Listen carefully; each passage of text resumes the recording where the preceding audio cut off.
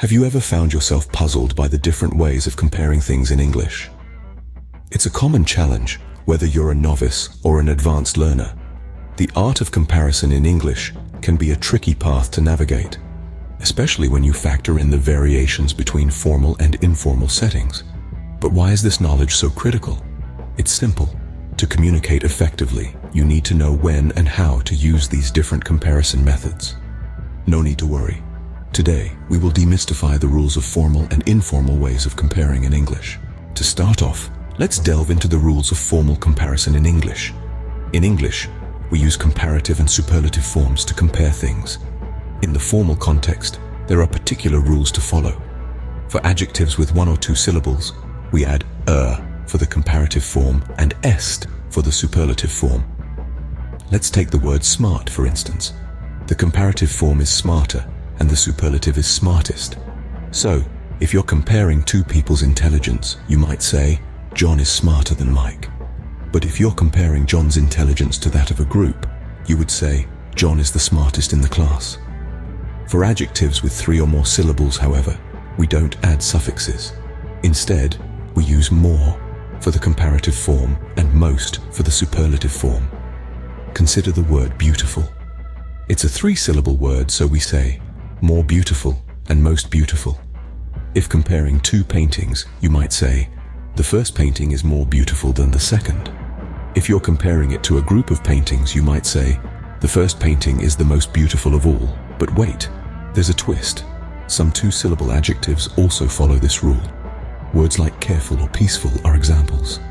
We say more careful and most careful, not carefuller or carefulest. And of course, there are always exceptions to the rules. Words like good, better, best, and bad, worse, worst don't follow the usual patterns. So it's always a good idea to familiarize yourself with these irregular forms. Remember, formal comparison is generally used in written English, academic settings, and professional conversations. So next time you find yourself in a formal situation, remember these rules and use them wisely. English comparison can be tricky, but with practice and understanding, you'll master it in no time. Now that we've covered formal comparison, let's shift gears to informal comparison. Informal comparison, or the colloquial way of comparing things, people, or ideas, is a bit more relaxed and flexible. It's the kind of language you might use with friends, on social media, or in a casual email. It's important to note that while informal comparison may be less rigid than its formal counterpart, there are still rules to follow. One key rule of informal comparison is the use of more and most. Unlike formal comparison, where we use and est for one-syllable adjectives and more and most for multi-syllable adjectives, in informal comparison, you can use more and most with all adjectives, regardless of the number of syllables. For example, instead of saying, she's the happiest person I know, you might say, she's the most happy person I know.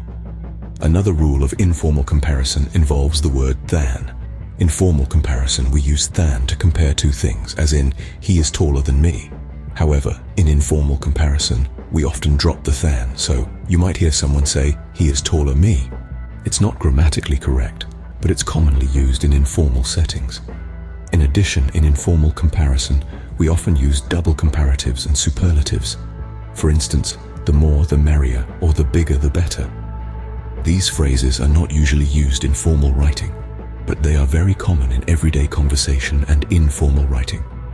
Remember, while these rules may seem relaxed, they are still rules. Using informal comparison appropriately can help your language sound more natural and conversational. But be careful not to use it in situations where formal language is expected, like in academic papers or formal presentations. Informal comparison is often used in everyday conversation, social media, and informal writing. So don't be afraid to experiment and have fun with it. Let's recap what we've learned today. We've journeyed through the fascinating world of comparisons in English, delving deep into the rules of both formal and informal comparisons. Understanding these rules and knowing when to use each is a key step in mastering the English language. On the formal side, we learned that comparative structures such as more than, less than, and as are often used. For example, she is more experienced than me, or this is as interesting as that. Remember, these constructions are typically used in written English and formal spoken English. On the flip side, we explored the realm of informal comparison, which is more flexible and often used in everyday speech. Here we commonly see structures like way more, a lot less, and just as. For instance, she's way more experienced than me, or this is just as interesting as that.